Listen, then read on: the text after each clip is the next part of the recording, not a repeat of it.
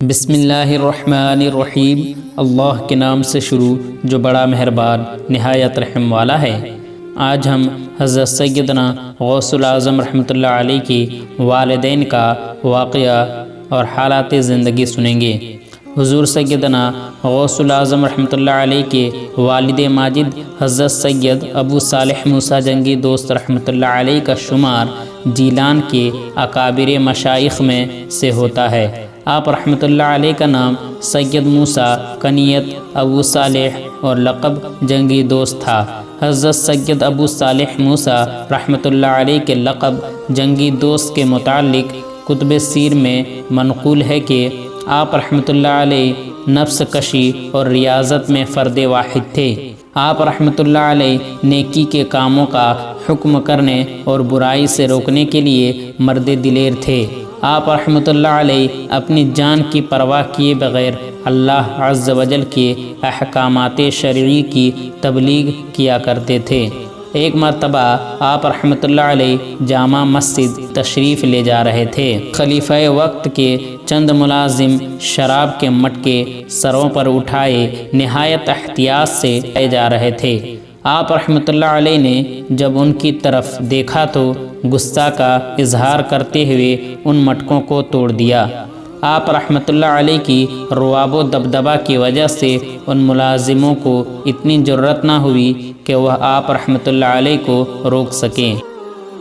خلیفہ وقت نے آپ رحمۃ اللہ علیہ کو دربار میں طلب کیا اور جب آپ رحمۃ اللہ علیہ دربار میں پہنچے تو اس نے غیظ و غضب میں کہا کہ آپ رحمۃ اللہ علیہ کون ہیں جنہوں نے میرے ملازمین سے وہ مٹکے لے کر توڑے؟ آپ رحمۃ اللہ علیہ نے فرمایا کہ میں محتسب ہوں، یعنی دیکھ بھال کرنے والا۔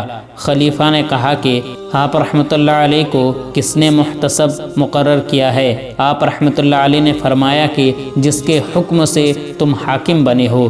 خلیفہ وقت پر آپ رحمۃ اللہ علیہ کی بات سن کر رقت یعنی کپ کپی طاری ہو گئی اور آپ رحمۃ اللہ علیہ کے قدموں میں گر کر معافی کا طلبگار ہوا۔ چنانچہ آپ رحمۃ اللہ علیہ اسی دن سے جنگی دوست کے لقب سے مشہور ہوئے۔ حضرت سید ابو صالح موسیٰ جنگی دوست رحمۃ اللہ علیہ کا شمار خاصان الہی میں ہوتا ہے۔ اگر کوئی شخص آپ رحمۃ اللہ علیہ کو تنگ کرتا تو اس کو تنگی اور رسوائی کا سامنا کرنا پڑتا۔ آپ رحمۃ اللہ علیہ عاشق صادق تھے اور حنفی مذہب تھے۔ آپ رحمۃ اللہ علیہ کو امام اعظم حضرت امام ابو حنیفہ رحمۃ اللہ علیہ سے والہانہ عقیدت تھی اور آپ رحمۃ اللہ علیہ اسی عقیدت کے بنا پر ان کے مسلک پر کاربند تھے۔ حضرت سید ابو صالح موسیٰ جنگی دوست رحمۃ اللہ علیہ ایک مرتبہ دریا کے کنارے مجاہدے میں مشغول تھے اور فاقہ کشی کا تیسرا دن تھا۔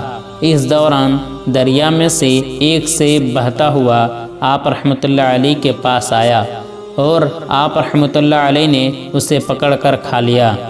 اس دوران آپ رحمۃ اللہ علیہ کے دل میں خیال پیدا ہوا کہ نامعلوم یہ سیب کس کا تھا اور میں نے اسے کھا لیا۔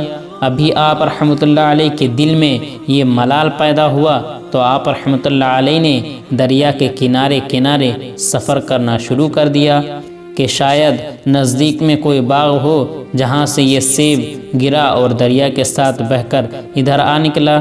کئی روز کے سفر کے بعد آپ رحمۃ اللہ علیہ کو ایک بہت بڑا باغ نظر آیا جس کے بیچ میں ایک عالیشان عمارت تھی۔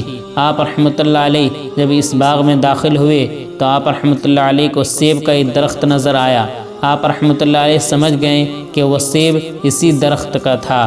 آپ رحمۃ اللہ علیہ باغ کے مالک حضرت سید عبداللہ سمعی رحمۃ اللہ علیہ سے ملے اور ان کو تمام ماجرا سنانے کے بعد ان سے معافی کے طلبگار ہوئے۔ حضرت سید عبداللہ سمعی رحمۃ اللہ علیہ کا شمار نابغیر روزگار اولیاء میں ہوتا تھا۔ آپ رحمۃ اللہ علیہ نے پہلی نگاہی میں حضرت سید ابو صالح موسیٰ جنگی دوست رحمۃ اللہ علیہ کو پہچان لیا کہ یہ شخص بندگان خدا میں سے ہے۔ حضرت سید عبداللہ سمعی رحمۃ اللہ علیہ نے فرمایا کہ تمہیں 12 برس تک ہماری خدمت کرنا ہوگی، اس کے بعد تمہیں بغیر پوچھے سیب کھانے کی معافی ملے گی۔ حضرت سید ابو صالح موسیٰ جنگی دوست رحمۃ اللہ علیہ نے حامی بھر لی اور 12 سال تک حضرت سید عبداللہ سومعی رحمۃ اللہ علیہ کی خدمت میں رہے۔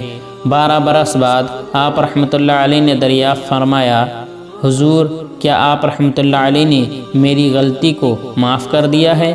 حضرت عبداللہ سومعی رحمۃ اللہ علیہ نے فرمایا کہ نہیں، اب تمہیں میری بیٹی سے شادی کرنا ہوگی جو آنکھوں سے اندھی ہے، کانوں سے بہری ہے، ہاتھ پاؤں سے لولھی لنگڑی ہے۔ تم نکاح کے 2 برس تک میرے ساتھ رہو گے تاکہ میں اپنی آنکھوں سے فرزند کو دیکھ سکوں، اس کے بعد تمہارا جہاں جی چاہے تم چلے جانا۔ حضرت سید ابو صالح موسیٰ جنگی دوست رحمۃ اللہ علیہ نے سوچنے کے بعد نکاح کرنے کا فیصلہ کیا۔ حضرت سید ابو صالح موسیٰ جنگی دوست رحمۃ اللہ علیہ کا نکاح حضرت عبداللہ سومعی رحمۃ اللہ علیہ کی بیٹی سے ہو گیا۔ آپ رحمۃ اللہ علیہ نے جب زوجہ کو دیکھا تو ان کے تمام اعضاء صحیح سالم تھے۔ آپ رحمۃ اللہ علیہ حیران و پریشان حالت میں حضرت عبداللہ سومعی رحمۃ اللہ علیہ کی خدمت میں حاضر ہوئے اور سارا ماجرا ان کو گوشے گزار کیا۔ حضرت عبداللہ سومعی رحمۃ اللہ علیہ نے فرمایا کہ میں نے اسی بیٹی سے تمہاری شادی کی ہے۔ وہ اندھی اس لیے ہے کہ اس نے کبھی کسی غیر محرم کو نہیں دیکھا۔ وہ بہری اس لیے ہے کہ اس نے کبھی کسی غیر محرم کی آواز نہیں سنتی۔ وہ لولھی لنگڑی اس لیے ہے کہ اس کے ہاتھوں نے کبھی کسی غیر محرم کو چھوا ہے، نہ اس کے قدم کبھی کسی نامحرم کے جانب اٹھے ہیں۔ حضرت سید ابو صالح موسیٰ جنگی دوست رحمۃ اللہ علیہ نے جب حضرت عبداللہ سومعی رحمۃ اللہ علیہ کی زبان سے یہ سنی تو آپ رحمۃ اللہ علیہ نے اللہ عز و جل کا شکریہ ادا کیا۔ حضرت سیدہ ام الخیر امت الجبار رحمۃ اللہ علیہ حضرت سید عبداللہ سومعی رحمۃ اللہ علیہ کی بیٹی تھی۔ آپ رحمۃ اللہ علیہ کا شمار اپنے دور کے نابغہ روزگار اولیاء اللہ میں ہوتا ہے۔ آپ رحمۃ اللہ علیہ اور حضرت سید ابو صالح موسیٰ جنگی دوست رحمۃ اللہ علیہ بہت عرصہ تک بے اولاد رہے۔ حضرت سید ابو صالح موسیٰ جنگی دوست رحمۃ اللہ علیہ کی آخری عمر میں آپ دونوں میاں بیوی کو اللہ عز و جل نے اولاد سے نوازا، اور جس وقت حضور سیدنا غوث الاعظم حضرت سیدنا عبد القادر جیلانی رحمۃ اللہ علیہ پیدا ہوئے، آپ رحمۃ اللہ علیہ کی عمر مبارک 60 برس تھی۔